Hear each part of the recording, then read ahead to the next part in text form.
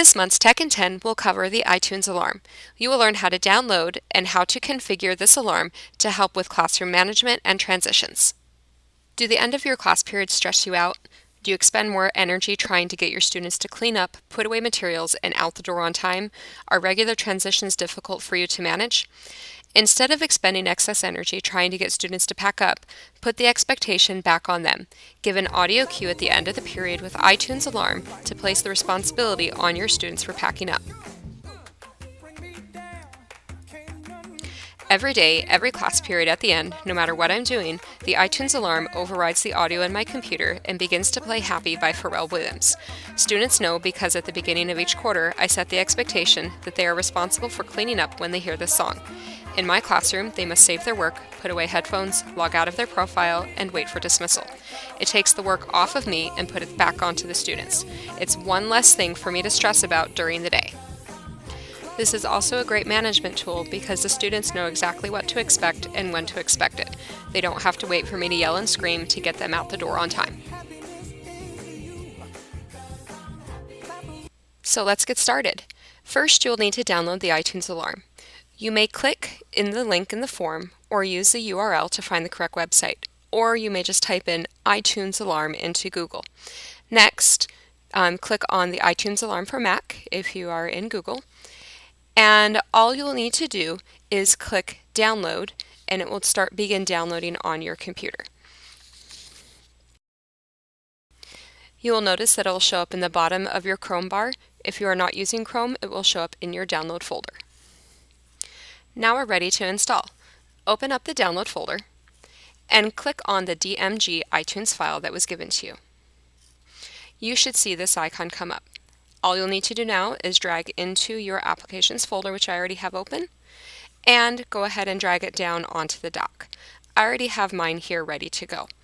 The next thing that I would suggest to do is to turn the iTunes Alarm so it is always on. I need to control click or right click on the iTunes Alarm, go to Options, and make sure that Open at Login is selected. This means that whenever you turn on your computer, the iTunes Alarm will automatically turn on and remain on until you quit the program. Now it's time to set up your alarm. First, we need to make sure that your computer time matches school time. You'll need to get to System Preferences. I have mine loaded on the dock, or you can click on the apple in the corner and then press System Preferences. The fourth line down under System, you'll need to go to Date and Time. Now this is the part where it takes a little bit of finagling. I need to make sure that the time here matches my school time. I always pad by about 10 to 15 seconds to make sure that I'm not having kids clean up too fast. All I do is I watch school time, and when it turns to the next minute, I make sure that this second hand is at 0. When you're happy, you just click the lock and it will apply all of your changes. Then I took my schedule and counted back 2 minutes at the end of every period.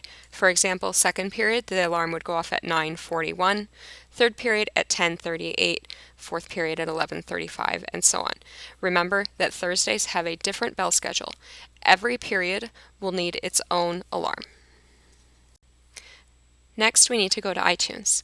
I needed to create a playlist for the alarm to pull from, so I just clicked on the plus at the bottom and said New Playlist. I called it Closing Music.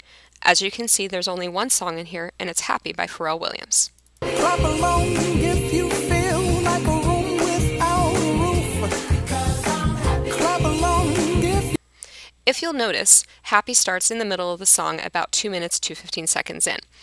I didn't want the beginning, and I only wanted half of the middle. So in order to do that, I need to get to the info session, so I pressed Command I. And you'll notice you have a whole bunch of information at the top here. I'm going to go to Options, and then at the start time, I selected Start, and I knew that I wanted it to start at 2 minutes 15 seconds. This took a little bit of playing back and forth to figure out exactly where I wanted the music to start. And then the song automatically stops at 4 minutes 7 seconds, which is about my 2 minute mark, so I was happy with that. Once I hit OK, no matter when I stop and start this music, it will always begin at 2 minutes and 15 seconds in. clap along if you feel. Which is perfect for my class because I don't have to worry about the introduction or students not hearing the music. Now we're ready to load everything into the iTunes Alarm. Click on Settings to get into the control panel. You'll need to click New to add a new alarm. And what I did was I just named every single hour. So this will be an example. We'll say 8th hour. And I want to make sure this is regular because this is for the Monday, Tuesday, Wednesday, and Friday schedule. And I want to make sure that it starts the music. And then I just put the time in. For example, if I start this at 3:40, I can also do the +10, and that will quickly move the 10 seconds, and then PM. Please make sure that you click on repeating and then select the days that this one will be active. This will be the regular schedule. Then I need to choose my playlist that it is pulling from in iTunes. So this is my closing music, so I just select the closing music there. If you're away from your computer often, please check the Wake from Sleep for all start alarms. This means that this program, iTunesAlarm, will override the sleep action. All you need to do now is hit save, and your new setting will be locked into the control panel. So if I just want to double check, I can click settings again. And if I scroll down, there is my new 8th hour alarm. You'll just repeat this for every hour, including your Thursdays. Thanks for participating in this month's Tech10.